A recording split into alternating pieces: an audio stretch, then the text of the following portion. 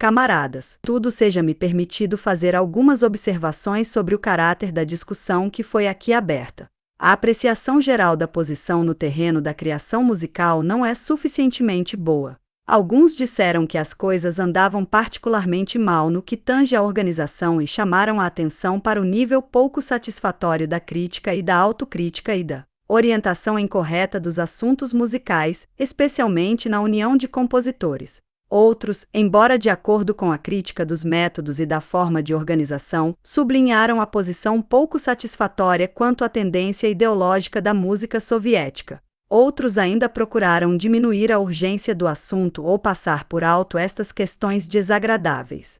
Não obstante todas estas diferenças de matiz na apreciação da situação atual, o centro da discussão está em que as coisas não marcham muito bem. Não é minha intenção introduzir dissonância ou atonalidade nesta apreciação, se bem que a atonalidade esteja agora em moda. As coisas realmente marcham mal. Em minha opinião, pior do que foi dito aqui. Não é minha intenção negar os êxitos da música soviética. Sem dúvida, tivemos êxitos. Mas se nos detivemos a pensar nos êxitos que podíamos e devíamos ter alcançado na música soviética, se também compararmos nossos êxitos na música com nossos êxitos no terreno ideológico em geral, devemos admitir que os primeiros são bastante insignificantes. No caso da literatura, por exemplo, alguns dos grandes periódicos atualmente se veem em dificuldades para conseguir espaço disponível em seus próximos números. Tão grande é a quantidade de material perfeitamente apropriado à publicação que se acumulou em suas páginas editoriais. Penso que nenhum dos oradores pode jactar-se de uma tal superprodução em música. Foram obtidos progressos na arte cinematográfica e no teatro, mas em música não houve avanço notório. A música ficou para trás. Tal é a questão desenvolvida em todas as intervenções. A situação da união dos compositores e do Comitê de Artes é decididamente anormal. Pouco se disse a respeito do Comitê de Artes, não se o criticou suficientemente. De qualquer modo, foi aqui acusada, em muito maior grau e mais severamente, a união dos compositores. E, no entanto, o Comitê de Artes teve um papel muito menos acertado. Pretendendo permanecer fiel à tendência realista em música, o Comitê de Artes fez tudo quanto pôde para alentar a tendência formalista, protegendo seus cultores e ajudando assim a desorganizar os compositores e a introduzir a confusão ideológica em suas fileiras. Ignorante e incompetente no que concerne aos problemas da música, o Comitê de Artes se deixou arrastar pela corrente, a reboque dos compositores de inclinação formalista. Quando faltam a crítica e a autocrítica, as fontes de produção secam. O Comitê de Organização da União dos Compositores foi aqui comparado a um mosteiro ou a um corpo de generais sem exército. Estas duas apreciações não se excluem. Se o destino da música soviética se transforma no privilégio de um círculo extremamente estreito de compositores e críticos proeminentes, estes últimos eleitos na base do fervor com que defendem seus mestres, criando assim uma atmosfera sufocante de adulação em torno de tais compositores. Se falta discussão construtiva, se a prática corrupta e decadente de classificar os compositores em compositores de primeira e de segunda categoria foi firmemente estabelecida na União de Compositores, se o estilo dominante em suas reuniões construtivas é o do silêncio diplomático ou o do elogio referente a uns poucos eleitos. Se a direção do comitê de organização se mantém afastada da massa de compositores, então não se pode negar que a situação em nosso Monte Olimpo musical tornou-se realmente alarmante. Devemos fazer menção especial às perversas tendências da crítica e à ausência da discussão construtiva na união dos compositores. Desde que não há discussão construtiva, nem crítica, nem autocrítica, não pode haver também progresso. A discussão construtiva e objetiva, independentemente da crítica, isto já é axiomático, são os mais importantes pré-requisitos da produção criadora. Quando faltam a crítica e a discussão construtiva, as fontes de produção secam e se cria uma atmosfera de decadência e estancamento. Nossos compositores, no entanto, precisam antes de tudo e fundamentalmente disto. Não é de estranhar, portanto, que as pessoas que participam pela primeira vez numa discussão sobre problemas musicais se surpreendam e achem estranho que existam aqui tantas contradições irreconciliáveis, como sejam o regime conservador de organização da União dos Compositores e os pontos de vista pretensamente ultraprogressistas, na esfera da criação ideológica, de seus dirigentes atuais.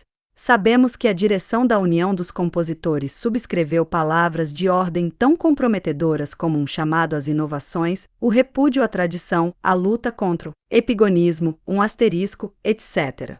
Mas é estranho que essa mesma gente que deseja parecer extremamente radical e mesmo arqui-revolucionária no terreno da criação artística, que se mostra iconoclasta. Que essa mesma gente se mostre extremamente reacionária frente a qualquer inovação ou modificação no que se refere à sua participação nas atividades da União dos Compositores, que seja conservadora em seus métodos de trabalho e de direção e que, nos problemas de organização, frequentemente se subordine a más tradições e ao desprezado epigonismo, cultivando os métodos mais velhos e decadentes na orientação da vida e da atividade de sua organização. Não é difícil explicar por que isto se dá. Se a parolagem bombástica sobre pretensas novas tendências da música soviética é acompanhada de fatos que de nenhum modo podem ser chamados de progressistas, isto por si só confirma as legítimas dúvidas existentes sobre a natureza pretensamente progressista dos princípios ideológicos criadores que se implantaram com tais métodos reacionários. Como todos bem sabeis, o aspecto organizativo de qualquer assunto é muito importante. As organizações criadoras de nossos compositores e músicos evidentemente precisam de um bom arrejamento. É necessária uma brisa fresca para clarear a atmosfera dessas organizações, a fim de que possam estabelecer as condições normais para o desenvolvimento do trabalho criador. No entanto, a questão organizativa, com a importância que tem, não é o ponto básico. O problema central está na tendência da música soviética. A julgar pelo caminho que nossa discussão tomou aqui, esta questão foi subestimada, e isto não está certo. Assim como na música se procura a frase musical lúcida, da mesma maneira no problema do desenvolvimento da tendência musical, devemos conseguir clareza. A pergunta, há duas tendências em música, a discussão de uma resposta perfeitamente definida, sim, precisamente esta é a questão.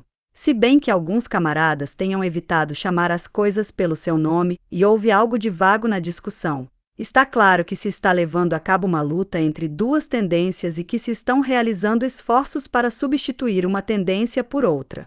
Alguns camaradas sustentaram que não existe razão para trazer a debate a questão da luta entre tendências, que não ocorreram modificações de natureza qualitativa, e que o que se está passando é o desenvolvimento avançado da herança da escola clássica nas condições soviéticas. Disseram que não se está fazendo a revisão dos princípios da música clássica e que, por conseguinte, não havia nada a dizer nem por que alarmar-se. Quiseram demonstrar que era questão simplesmente de corrigir algo aqui ou ali, em casos isolados de inclinação pela técnica antes de tudo, de erros naturalistas isolados, etc.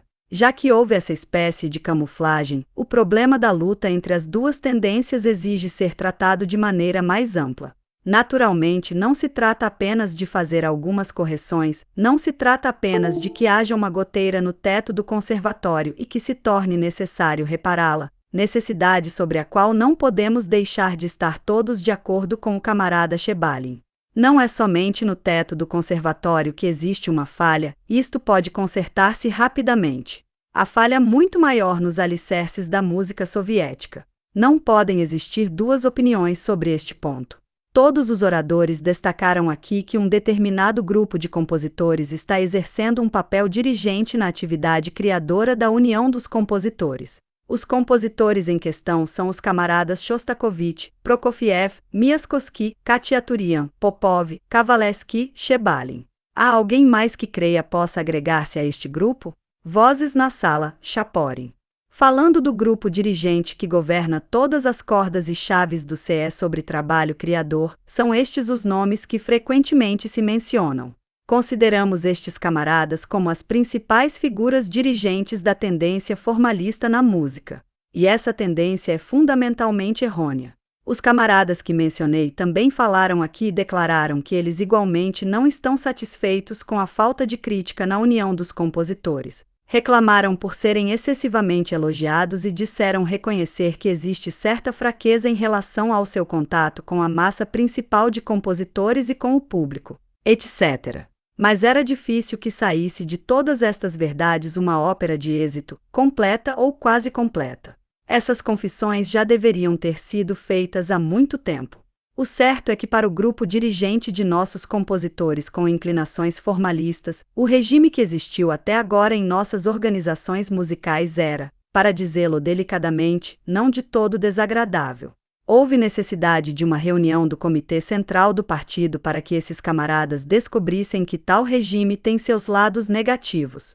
Seja como for, enquanto não se realizou aquela reunião do C do partido, nenhum deles pensou em modificar o estado de coisas existente na união dos compositores. As forças do tradicionalismo e do epigonismo funcionavam sem qualquer obstáculo. Foi dito aqui que chegou o momento de uma mudança radical. É impossível deixar de estar de acordo com isso, já que os postos mais importantes da música soviética estão ocupados pelos companheiros citados. Desde que ficou demonstrado que as tentativas de crítica tiveram como resultado, conforme mostrou o camarada Zakharov, de maneira explosiva, a imediata mobilização de todas as forças contra essa crítica, devemos chegar à conclusão de que foram precisamente aqueles camaradas os que criaram a referida atmosfera, insuportável e sufocante, de estancamento e de retrocesso, que estão agora inclinados a declará-la indesejável.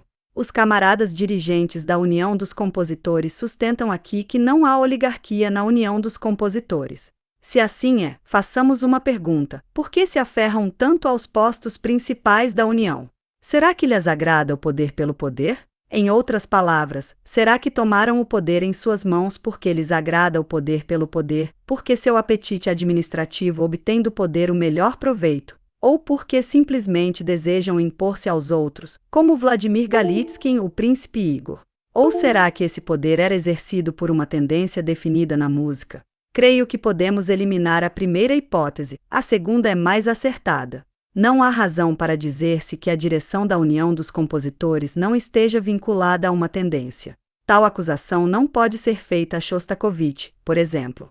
Conclui-se então que era o poder em benefício dessa tendência. E realmente estamos enfrentando uma luta muito aguda, se bem que aparentemente oculta, entre duas tendências na música soviética. Uma representa o princípio são e progressista na música soviética, fundamentado no reconhecimento do enorme papel que exerce a herança clássica e, em particular, que exercem as tradições da escola musical russa, combinadas com o conteúdo de elevadas ideias na música, sua veracidade e realismo, profunda e organicamente vinculados com o povo e sua música e canções.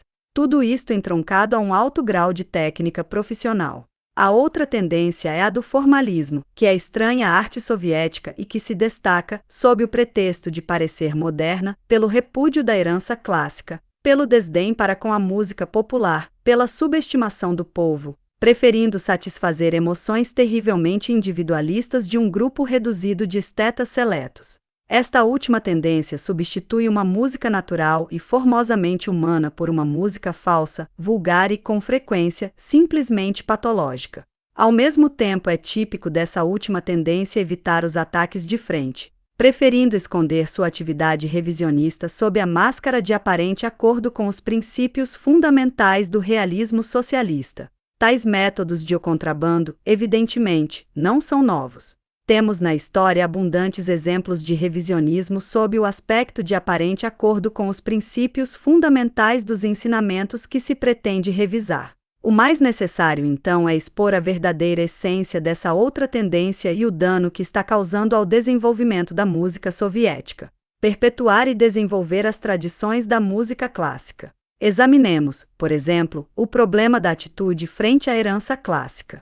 Embora os compositores anteriormente mencionados jurem que pisam com ambos os pés sobre o terreno da herança clássica, não há nenhuma prova de que os aderentes da escola formalista estejam perpetuando e desenvolvendo as tradições da música clássica. Qualquer ouvinte poderá dizer que o trabalho dos compositores soviéticos de tendência formalista é completamente distinto da música clássica. A música clássica caracteriza-se pela sua veracidade e realismo. pela faculdade de ater-se à unidade de forma artística brilhante e de conteúdo profundo e de combinar a grande técnica com a simplicidade e a compreensibilidade. A música clássica em geral e a soviética em particular são estranhas ao formalismo e ao naturalismo cru. Caracterizam-se pelo seu conteúdo de ideias elevadas, baseadas no reconhecimento da arte musical dos povos como fonte de música clássica, e pelo profundo respeito e amor aos povos, à sua música e às suas canções. Que enorme passo para trás dão os nossos formalistas da música no caminho do desenvolvimento musical, quando, minando o baluarte da música verdadeira, compõem música má e falsa, repleta de emoções idealistas estranhas às grandes massas do povo e capaz de satisfazer não aos milhões de habitantes da União Soviética, mas a uns poucos, a uma vintena ou pouco mais de eleitos, a elite. Quinto, difere isto da posição de Glinka, Tchaikovsky, Rimsky-Korsakov, Dargonitsky e Mussorgsky, que consideravam a faculdade de exprimir o espírito e o caráter do povo em suas obras como a base fundamental de sua produção artística.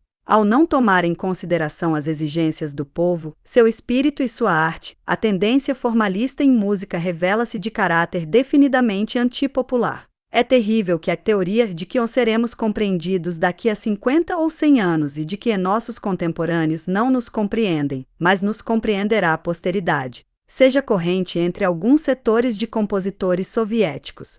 Se essa atitude se transformou em hábito, é este um hábito muito perigoso. Esse tipo de raciocínio significa isolar-se do povo. Se eu, escritor, artista, homem de letras em geral ou operário do partido, não posso esperar ser compreendido por meus contemporâneos, para quem vivo e trabalho, isto pode levar somente ao vazio espiritual, a um beco sem saída. Disse que certos críticos musicais servis cochicham essa espécie de consolo a nossos compositores, especialmente agora. Mas será que podem esses compositores ouvir semelhante conselho, friamente, sem sentir o desejo de acusar a tais conselheiros pelos menos ante um tribunal de honra? Recorde-se como se sentiam os clássicos quanto às necessidades do povo. Começamos a esquecer com que linguagem inflamada falavam os 5 grandes, 2 asterisco, e o grande crítico musical Stasov, que se unia a eles, do elemento popular na música. Começamos a esquecer as maravilhosas palavras de Glinka quanto aos vínculos entre o povo e os artistas. A música cria ao povo e nós, os artistas, somente arranjamos. Estamos esquecendo que o grande mestre não ficava estranho a nenhum gênero de música, se esses gêneros o ajudassem a aproximar ainda mais a música das grandes massas do povo. Permaneceis, no entanto, todos vós, afastados até mesmo de um gênero como a ópera, considerais a ópera como secundária, a ela opondo a música sinfônica instrumental. Isto para não mencionar o fato de que menosprezais a canção, os corais e a música para concerto, considerando vergonhoso rebaixar-se até elas e satisfazer as exigências do povo. No entanto, Mussorgsky adaptava a música de Wopak, enquanto Glinka utilizava o Kamorinsky para uma de suas melhores composições. Evidentemente, teremos que admitir que o grande proprietário Glinka, que o oficial Serol e que o aristocrata Stasov eram mais democratas que vós. É isto paradoxal, mas é um fato. Juramentos solenes de que todos vós estáis a favor da música popular não são suficientes. Se assim é, por que utilizais tão pouco as melodias do povo em vossas obras musicais? Por que se repetem os mesmos defeitos que foram criticados, há muito tempo já, por Serol quando disse que a música culta, isto é, a profissional, se desenvolvia paralela e independentemente da música do povo? Podemos realmente dizer que nossa música sinfônica instrumental se está desenvolvendo em estreita interação com a música do povo, isto é, com a música coral, para concertos ou de canções? Não, não podemos dizer isto. Pelo contrário, incontestavelmente foi aberto aqui um abismo, em consequência da subestimação da música popular de parte de nossos compositores sinfônicos. Seja-me permitido recordar-vos como definia Serol sua atitude frente à música do povo. Refiro-me ao seu artigo sobre a música das canções do sul da Rússia, em que dizia: as canções do povo, como organismos musicais, não são, de forma alguma, obras de talentos musicais individuais, mas produções da nação inteira. Toda a sua estrutura as distingue da música artificial escrita em consciente imitação de exemplos anteriores, nascida como resultado de certas escolas, ciência, rotina e reflexos. São flores que crescem naturalmente em um terreno dado, que apareceram no mundo por si mesmas e surgiram em todo o seu esplendor, sem a menor preocupação quanto ao autor ou no que se refere à composição e, por conseguinte, com pouca semelhança com as produções asfixiantes da atividade musical culta. Daí a ingenuidade da criação e, como dizia com tanta exatidão Gogol, em Almas Mortas, aquela sabedoria elevada da simplicidade que é o maior encanto e o principal segredo de todo o trabalho artístico, nelas se manifestam com mais força. Tal como o lírio, em sua gloriosa e casta beleza, sobrepassa o brilho de brocados e pedras preciosas, assim a música popular, graças à sua simplicidade infantil, é 1000 vezes mais rica e mais forte que todos os artifícios da técnica empregados pelos pedantes nos conservatórios e academias de música. 3 Que bem escrita, com quanta verdade e com quanta força. Com que exatidão definiu o princípio fundamental de que o desenvolvimento da música deve ser realizado na base da interação, do enriquecimento da música culta, pela música do povo. Este tema desapareceu quase por completo de nossos atuais artigos teóricos e críticos. Isto confirma novamente o perigo do isolamento do povo de nossos mais notáveis compositores modernos, que menosprezam fontes de arte tão maravilhosas como as canções e as melodias do povo. Tal abismo não deve existir na música soviética. Seja-me permitido passar ao problema das relações entre a música nacional e a música estrangeira. Os camaradas observaram corretamente que a predileção até mesmo por uma orientação no sentido da música burguesa, no sentido da música decadente, e que isto também é uma das características mais acentuadas da tendência formalista na música soviética. As relações da música russa com a música da Europa Ocidental foram bem definidas por Stasov quando escreveu, em seu artigo Alguns obstáculos para a nova arte russa. Seria ridículo negar a ciência ou o conhecimento em qualquer terreno, inclusive no musical, mas somente os novos músicos russos, que não têm atrás de si uma tradição histórica herdada de séculos anteriores, herdada de uma longa cadeia de períodos escolásticos na Europa, podem enfrentar a ciência valentemente, cara a cara, respeitam-na e desfrutam das vantagens que ela confere, mas sem exagerá-los, sem ser a ela submissos. Negam a necessidade de seus excessos secos e pedantes, negam seus divertimentos ginásticos, aos quais milhares de pessoas na Europa atribuem importância, e não creem que seja necessário passar-se anos intermináveis sem fazer outra coisa senão adorar humildemente seus sagrados mistérios. 4 Assim falou Stasov da música clássica da Europa Ocidental. Quanto à música moderna burguesa, que chegou a um estado de completa decadência e degenerescência, nada se pode dela extrair. Nada, por isso, mais absurdo e ridículo do que essa manifestação de servilismo à música burguesa moderna em seu atual estado de decadência. Se examinamos a história de nossa música russa e em seguida da soviética, devemos chegar à conclusão de que se desenvolveu e se transformou em força poderosa precisamente porque soube encontrar os caminhos de seu próprio desenvolvimento, sendo-lhe assim possível revelar o inesgotável conteúdo espiritual de nosso povo. Aqueles que creem que o florescimento da música nacional, seja russa ou de outros povos que constituem a União Soviética, significa diminuir o sentido do internacionalismo em arte, estão profundamente enganados. O internacionalismo em arte não aparece como resultado da diminuição ou do empobrecimento da arte nacional. Pelo contrário, o internacionalismo surge do próprio florescimento da arte nacional. Esquecer esta verdade é perder de vista o rumo certo, perder nossa própria face, tornarmos-nos cosmopolitas sem pátria. Só a nação que possui sua própria cultura musical amplamente desenvolvida pode apreciar a música de outros povos. Não se pode ser internacionalista em música ou em qualquer outro terreno sem se ser ao mesmo tempo um genuíno patriota. Se o internacionalismo se baseia no respeito a outros povos, não se pode ser internacionalista sem começar pelo respeito a seu próprio povo. Toda a experiência da URSS confirma este ponto de vista. Quer dizer então que o internacionalismo em música, o respeito pela arte de outros povos, se está desenvolvendo em nosso país na base do enriquecimento e do desenvolvimento da arte musical nacional, na base do florescimento dessa arte que tenha algo que compartilhar com outros povos e não na base do empobrecimento da arte nacional, da cega imitação de modelos estrangeiros e da extirpação dos traços distintivos do caráter nacional em música. Nada disto deve ser esquecido quando se fala das relações entre a música soviética e a música estrangeira. O novo deve ser melhor que o velho.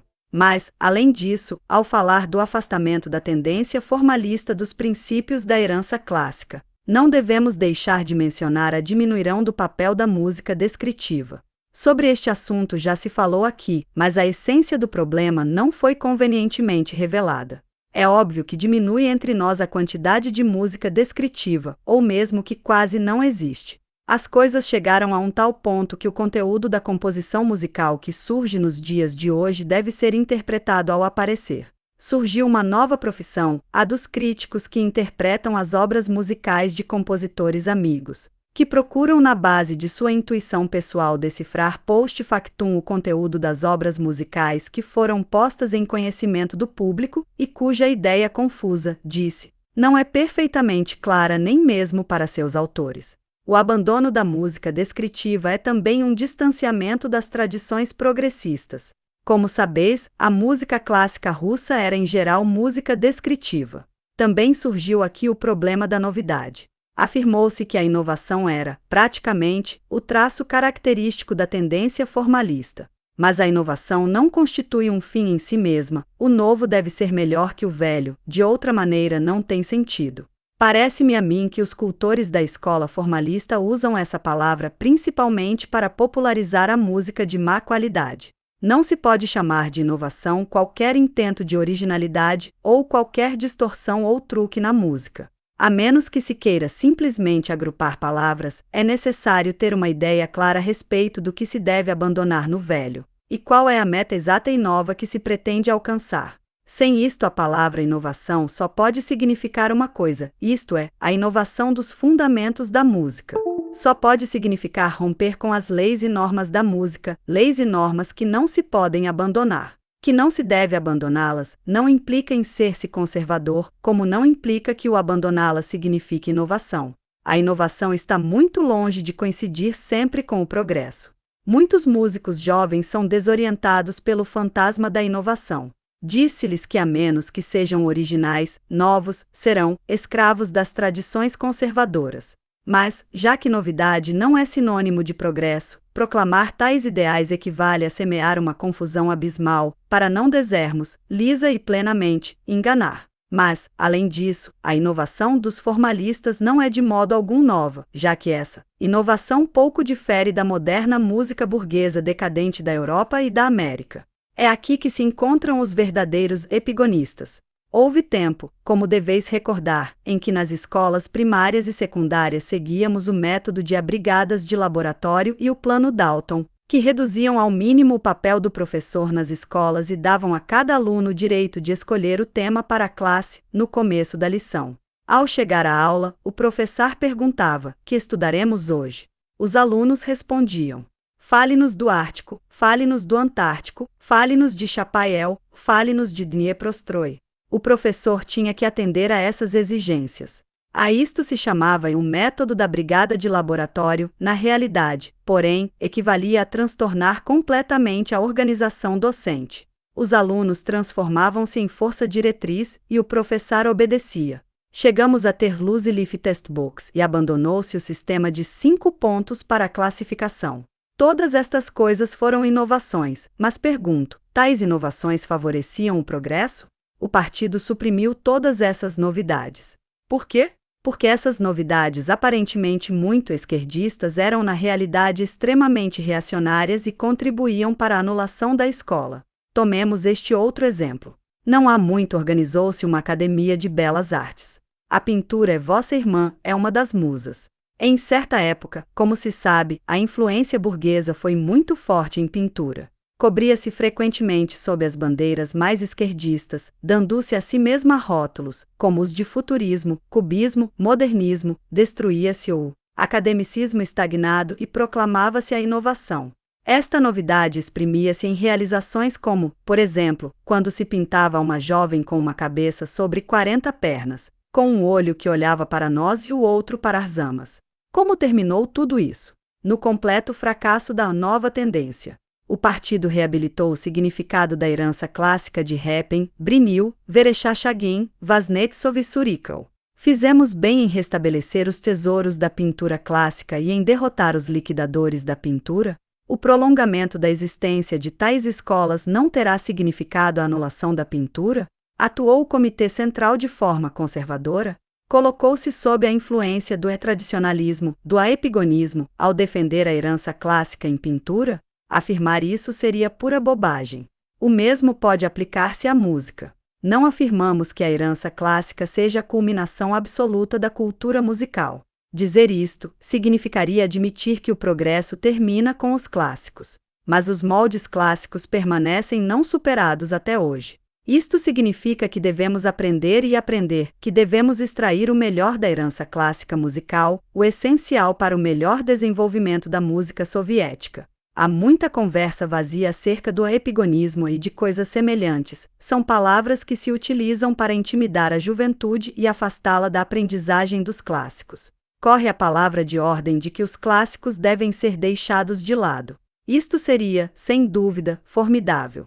Mas para desterrar os clássicos, é necessário que antes se os haja alcançado, e vós não tomais isto em consideração, como se já houvesseis passado por esta etapa. Mas, para falar com franqueza e exprimir o pensamento que está na mente do espectador e do ouvinte soviético, não seria de todo mal se tivéssemos agora mais obras semelhantes às clássicas em conteúdo e forma, em graça, em beleza e musicalidade. Se isto é epigonismo, não há então nenhum opróbrio em pertencer a esse tipo de epigonismo. Contra o naturalismo vulgar, música para o povo. Agora tratemos das distorções naturalistas. Ficou aqui bem claro que as normas naturais e sadias da música foram sendo progressivamente descartadas. Usa-se cada vez mais em nossa música elementos de cru naturalismo. Eis o que escreveu Serol, há 90 anos, como advertência contra a preocupação pelo naturalismo grosseiro. Na natureza há uma infinidade de sons das mais diversas espécies e qualidades, mas todos esses sons que se conhecem sob o nome de ruído, trovão, rugido, explosão, estrondo, zumbido, repiques, uivo, assobio, chiado, murmúrio, sussurro, cicio, etc. e outros que carecem de nome. Todos estes sons tão pouco formam o material da linguagem musical, ou, se os incorpora a ela, é somente de maneira excepcional o toque de sinos, de pratos, de triângulos, o som de tambores, de pandeiros, etc. O material próprio da música é o som de uma qualidade especial, 5 asterisco. Não é certo, não é justo que o som dos pratos e tambores deveria constituir a exceção e não a regra na composição musical? Não está claro que nem todos os sons naturais devem ser incorporados às composições musicais? E, sem embargo, quanta indulgência inexcusável há entre nós para com o naturalismo vulgar, significando, sem nenhuma dúvida, retrocesso. Devemos afirmar francamente que umas quantas obras de compositores modernos se acham de tal maneira saturadas de sons naturais que fazem pensar numa perfuradora. Se me desculpais a comparação anti-estética ou num carroção de crimes musicais, deveis compreender que é simplesmente impossível escutá-las. Com tal música começamos a traspassar os limites do racional, a passar para lá do limite não só das emoções humanas, como também da razão humana normal. É certo que há teorias em voga atualmente que afirmam que o estado patológico do homem é algo assim como um estado superior, e que os esquizofrênicos e paranoicos podem alcançar em suas alucinações níveis espirituais tão elevados que não podem ser atingidos jamais pelo homem comum em estado normal. Estas teorias não são acidentais, sem dúvida, são muito características de época de decadência e de decomposição da cultura burguesa. Mas deixemos todos esses refinamentos para os loucos. Exijamos que nossos compositores nos deem música humana normal. Qual foi o resultado desse esquecimento das leis e normas em que se baseia a criação musical? A música vingou-se ela mesma daqueles que procuraram tergiversar sua natureza.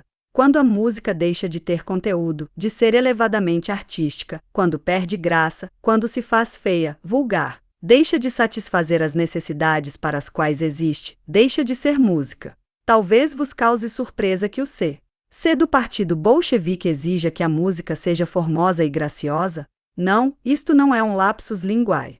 Afirmamos que somos partidários da música formosa e graciosa, da música capaz de satisfazer as exigências estéticas e o gosto artístico do povo soviético. Estas exigências e gostos surgiram e se desenvolveram incomensuravelmente. O povo aprecia o valor de uma composição musical na medida em que reflete o espírito de nosso tempo, o espírito de nosso povo, e no que tem de acessível às grandes massas. Quem é gênio em música? De modo algum aquele que só pode ser entendido por determinada pessoa ou por um grupo de gourmands da estética. A composição musical é tanto mais o trabalho de um gênio, quanto mais intenso e profundo seja seu conteúdo, quanto maior domínio técnico denote, e maior número de pessoas atinja, e um maior número de pessoas seja capaz de inspirá-la. Nem tudo que é acessível é trabalho de gênios, mas todo trabalho realmente de gênio é acessível. E é tanto mais um trabalho de gênio quanto mais acessível é às massas do povo. A.N. Serol tinha absoluta razão ao dizer: o tempo é impotente contra o que seja realmente formoso em arte. De outro modo não admiraríamos ainda hoje a Homero, a Dante e Shakespeare, ou a Rafael, Tiziano e Poussin, ou a Palestrina, a Handel e Gluck. 6 asterisco. Quanto maior o número de cordas da alma humana que consegue fazer vibrar, maior é a composição musical. Do ponto de vista da percepção musical, o homem é uma membrana muito rica e maravilhosa, ou um receptor que funciona em milhares de comprimentos de onda. Sem dúvida, não conseguimos achar uma comparação melhor, porque para ele o som de uma simples nota, uma simples corda, uma simples emoção é insuficiente. Se o compositor pode despertar a vibração de uma só ou de poucas cordas humanas, não é suficiente, porque o homem moderno, especialmente o nosso homem soviético, é um ser perceptivo muito complexo. Já Glinka, Tchaikovsky e Serol escreveram sobre o senso musical enormemente desenvolvido do povo russo. Mas no tempo em que eles escreveram isso, o povo russo ainda não havia adquirido um amplo conhecimento da música clássica. Durante os anos de governo soviético, a cultura musical do povo aumentou grandemente. Se o nosso povo se distinguia pelo seu grande senso musical já naquelas épocas, seu gosto artístico atual foi enriquecido em consequência da popularização da música clássica. Se aceita que a música tem se tornado mais pobre, como no caso da ópera de Muradelli, a potencialidade da orquestra e a habilidade dos cantores não foram utilizadas em todas as suas possibilidades. É evidente que haveis deixado de satisfazer as exigências de vossos ouvintes. Semeai ventos e colhereis tempestade. Deixemos que esses criadores de música inacessível fiquem isolados das grandes massas do povo. Ninguém necessita da música incompreensível. E, se assim é, disto devem culpar-se a si mesmo, e não ao povo. Devem revalorizar sua obra de forma crítica e procurar descobrir por que ela não coincidiu com as exigências populares, por que não conseguiu o aplauso popular, e que se torna necessário fazer para que o povo possa compreender e aplaudir suas composições. Esta é a linha que deveis tomar em vossas obras. Não é assim? Vozes na sala, muito bem. Revalorização da herança clássica. Agora passarei ao problema do perigo da perda do domínio profissional. Se os desvios formalistas tornam a música cada vez mais pobre, determinam também o perigo da perda do domínio profissional. Relativamente a isto, seria bom considerar outro conceito errôneo, amplamente difundido. Aquele que proclama que a música clássica é supostamente mais simples e a música moderna mais complexa, e que a complicação da técnica da música moderna significa um passo adiante, posto que o desenvolvimento sempre significa passagem progressiva do simples ao complexo, do particular ao geral. Não é exato que todo exemplo de complexidade constitua um sinal de superação. Nem todos. Todo aquele que acredite que qualquer complexidade significa progresso está tremendamente equivocado. Eis aqui um exemplo. Usam-se muitas palavras estrangeiras na literatura russa. Sabeis também quanto Lenin ridicularizou o abuso do hábito de usar palavras estrangeiras e como mostrou a necessidade de que nossa língua fosse depurada dessa importação de vocábulos. A complexidade da linguagem através da introdução de palavras de outros idiomas em lugar de palavras russas, quando à mão uma palavra russa perfeitamente justa, jamais considerou um sinal de progresso linguístico. O vocábulo estrangeiro lozum a slom, por exemplo, foi substituído agora pela palavra prísio. Não é isto um progresso? O mesmo pode dizer-se da música. Sob a máscara da complicação superficial dos métodos de composição, esconde-se uma tendência a empobrecer a música. A linguagem musical se está tornando inexpressiva, tanto de grosseiro, vulgar e falso está sendo incorporado à música, que esta deixa de exercer sua função intrínseca, a de proporcionar prazer. Será que se vai eliminar o papel estético da música? Será este o propósito de tais inovações? Ou se pretende transformar a música num solilóquio do compositor? Se assim é, para que então pretender impô-la ao público? Essa música se está tornando antipopular e excessivamente individualista. O povo realmente tem todo o direito de permanecer indiferente quanto ao destino de uma tal música e já começa a fazê-lo. Se pretende que o ouvinte aplauda essa música grosseira, sem graça, vulgar, baseada em atonalidades em dissonâncias do princípio ao fim, música na qual a consonância constitui uma exceção, e as notas falsas e sua combinação a regra, isto representa um afastamento direto das normas básicas musicais.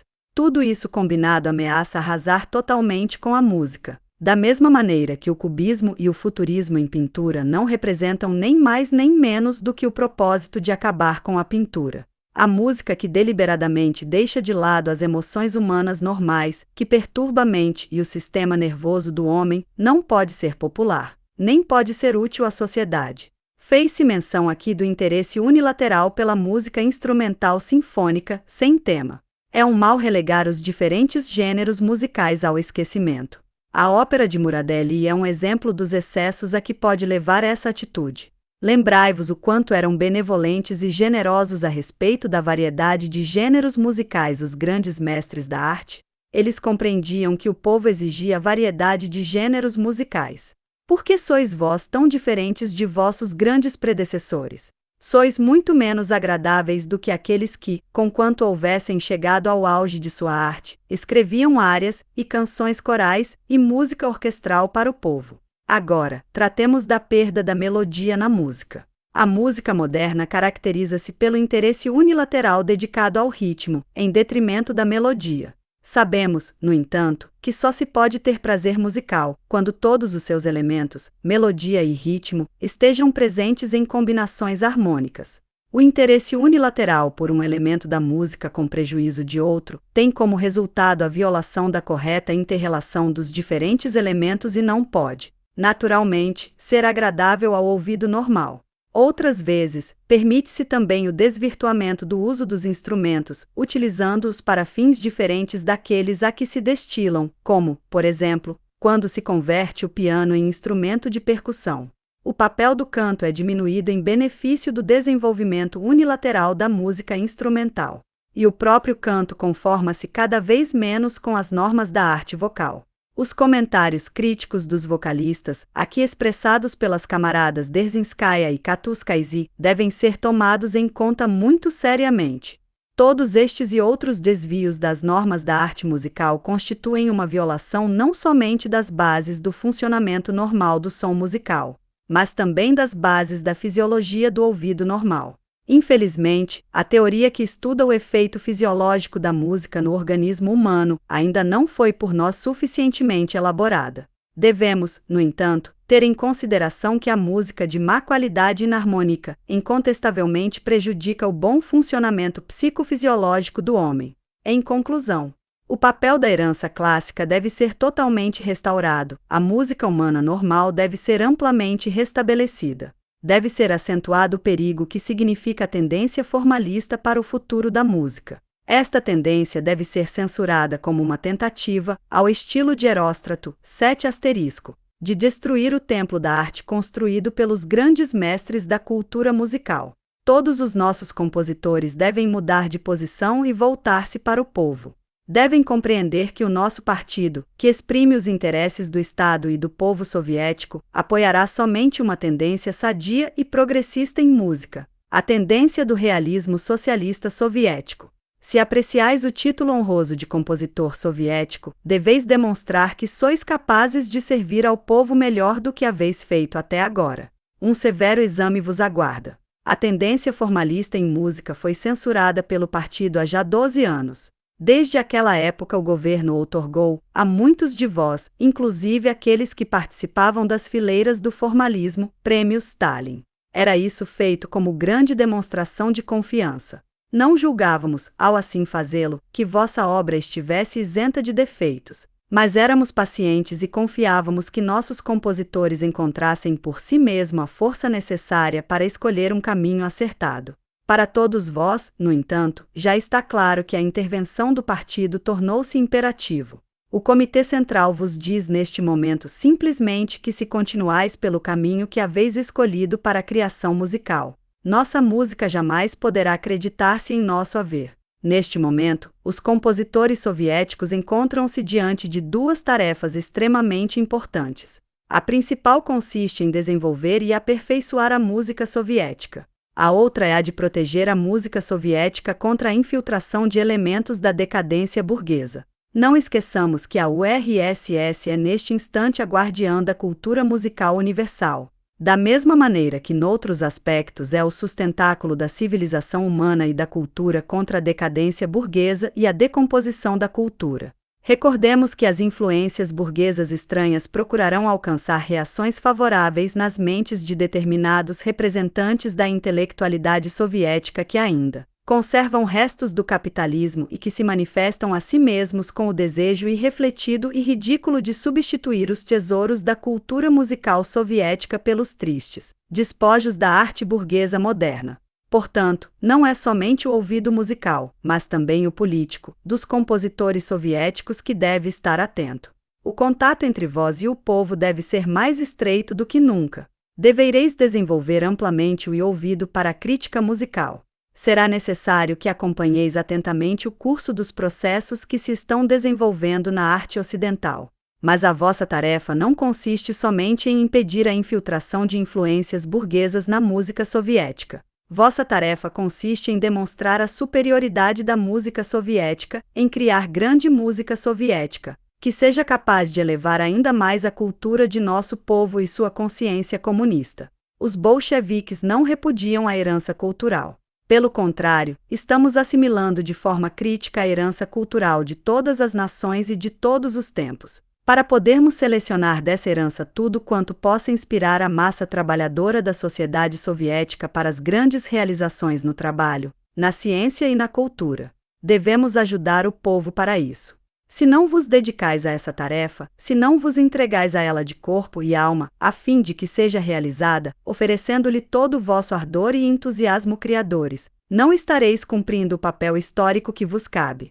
Camaradas, desejamos ardentemente possuir nossos próprios 5 grandes, e para isso, queremos ser mais numerosos e mais fortes do que aquele grupo que uma vez assombrou o mundo pelo seu talento e cobriu de glória nossa nação.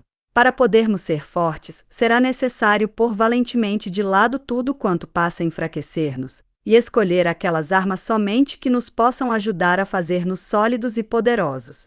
Se vos aproximais decididamente da melhor herança clássica musical e ao mesmo tempo a desenvolveis, segundo o espírito das novas exigências de nossa grande era, transformar-vos-eis no grande núcleo dos 5 grandes soviéticos. Nós vos queremos vencedores, que domineis o retrocesso que vos desviou, e isto com a maior rapidez possível, que mudeis de posição o quanto antes, e que vos transformeis numa gloriosa coorte de compositores soviéticos que constituirão o orgulho de todo o povo da União Soviética. Início da página. Asterisco, asterisco, asterisco.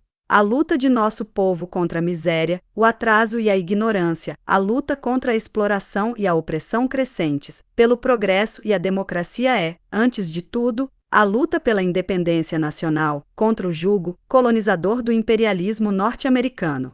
Prestes.